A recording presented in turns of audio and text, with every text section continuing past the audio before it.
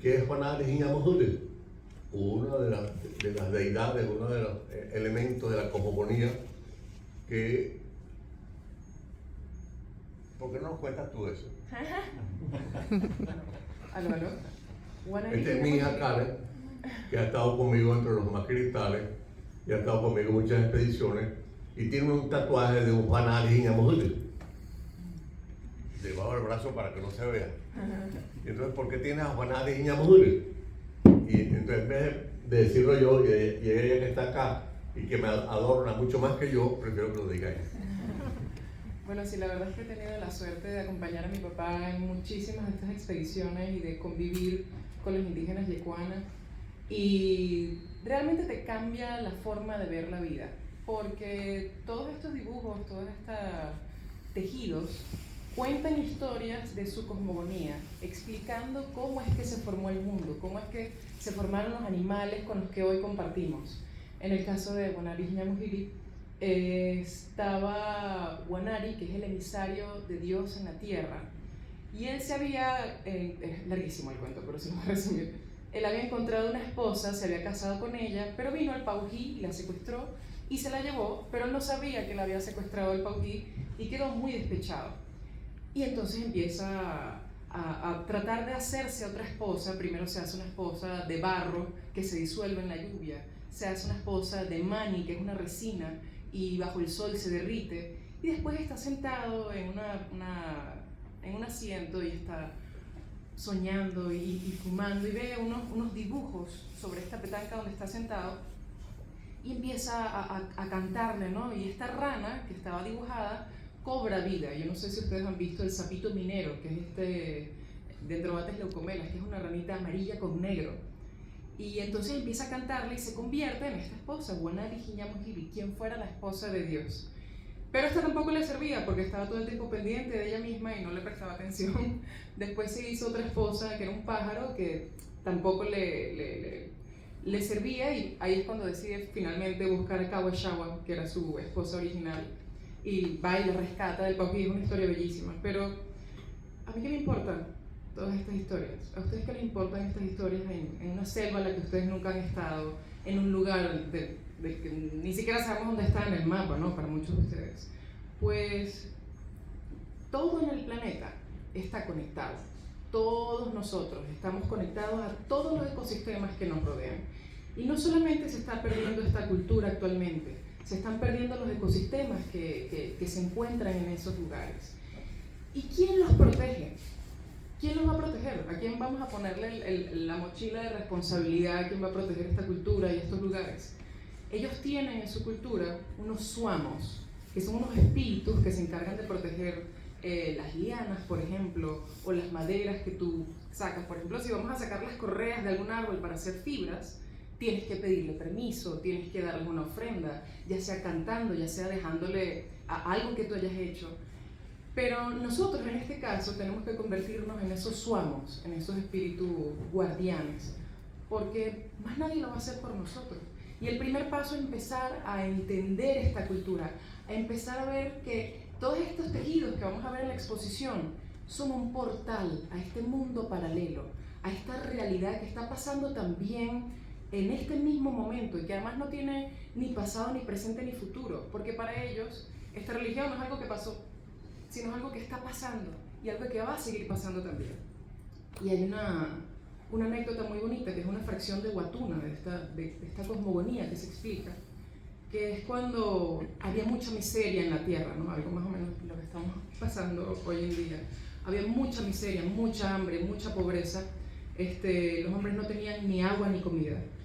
Y sube Cushuy por la liana de estrellas hacia el cielo, donde estaba Yamancabe, que tiene un jardín enorme con todas las frutas del mundo. Él trata de robarse las frutas, pero finalmente lo descubren. Yamancabe lo despelleja y cuelga su pellejo en la reja de la casa. La hermana va y lo rescata. No, suéltenlo, por favor. Bueno, está bien, pero que tiene que devolver todas las frutas. Ok. Regresan a la tierra. Y Cushuy, debajo de la uña, tenía una astilla de una de estos árboles de donde estaba trepando. Es una historia muy larga, muy bonita, que si la quieren expandir les recomiendo que lean el libro, porque realmente tiene muchos detalles que me estoy saltando. Pero cuando regresa a la tierra, esta astilla la empieza a sembrar junto con los hombres en diferentes lugares y empiezan, por ejemplo, crece el Roraima, pero no se dio correctamente porque la tierra no era buena.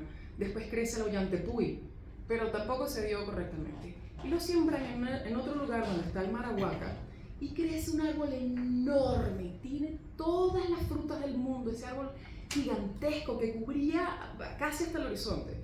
Y estas frutas enormes, como ahora... Voy a interrumpirte brevemente, porque lo supe ahora. ¿Qué cosa? ¿Qué pasó?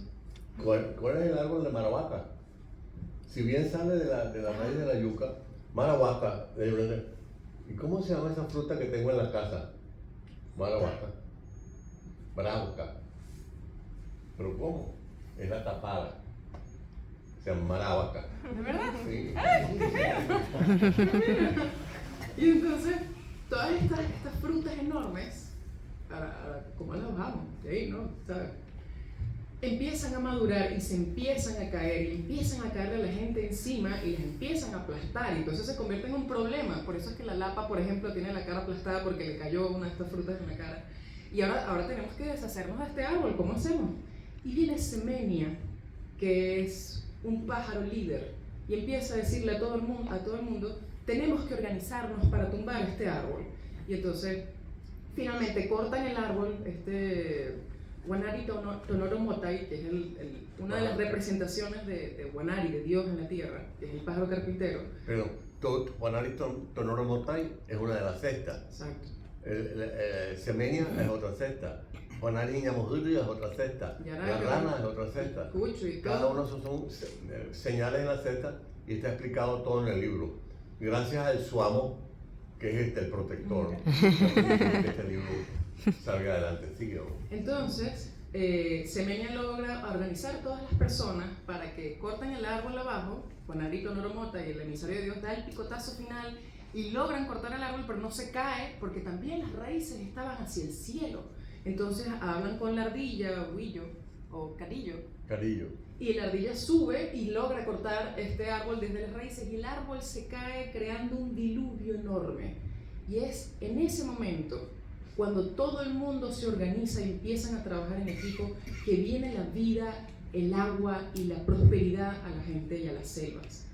Y eso es lo que tenemos que aprender nosotros también, a trabajar en equipo, a trabajar todos juntos. Que esto no es responsabilidad de otra persona ajena a uno, que todos nosotros tenemos que ser emisarios de esto. Tenemos que proteger nuestra biodiversidad, tenemos que proteger nuestra cultura.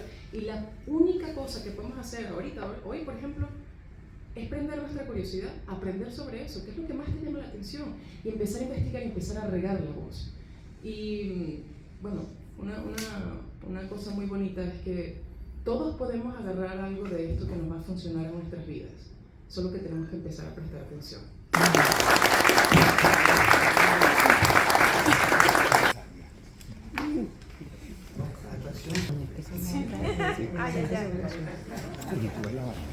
¿Qué edad tienes tú, Charlie? 86. La misma tuya. Ay, cuidado, se parte la mesa.